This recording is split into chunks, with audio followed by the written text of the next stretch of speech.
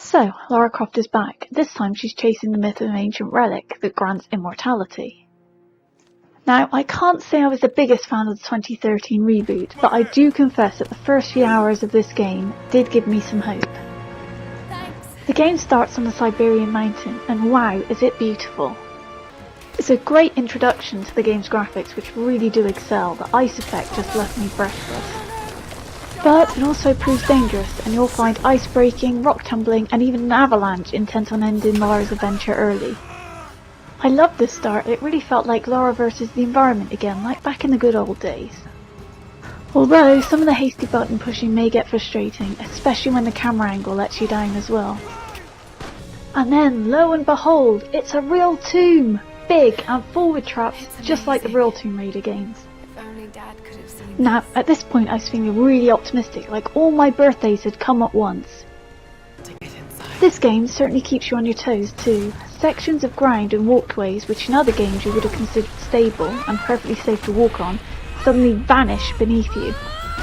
And if you think this is just a cutscene and sit back to watch, then Lara is unfortunately in for a rather sticky end. At this point in the game we're also reintroduced to the good old changing of water level puzzles. You know, those ones which remind you of the cistern level in the very first Tomb Raider, albeit on a slightly smaller scale. It seems that in this game, pickaxes have as many uses as a Swiss Army knife too. You can use them to break open walls, escape from traps, slide down ropes, stab enemies to death, and open locked containers. Why leave home without one? If you're a fan of the original Tomb Raider games, then you better savour this moment, as unfortunately, this rediscovery of what Tomb Raider actually is doesn't last long.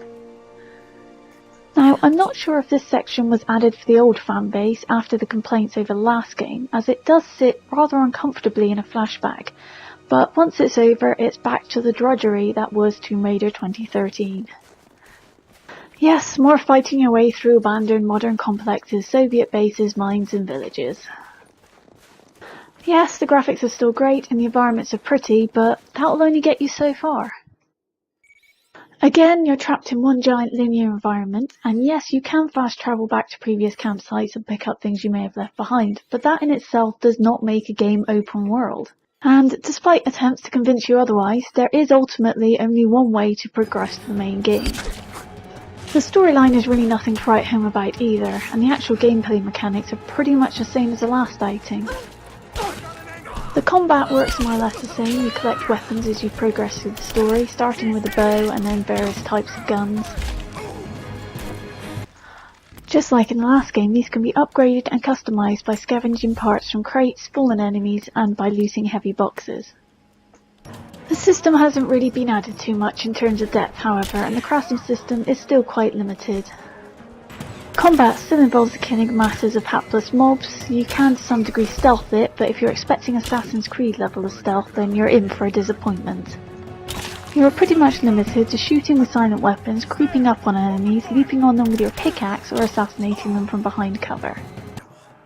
It would have been nice to have been able to set a few traps, as Lara clearly has plenty of experience on the receiving end, but alas, it's not to be.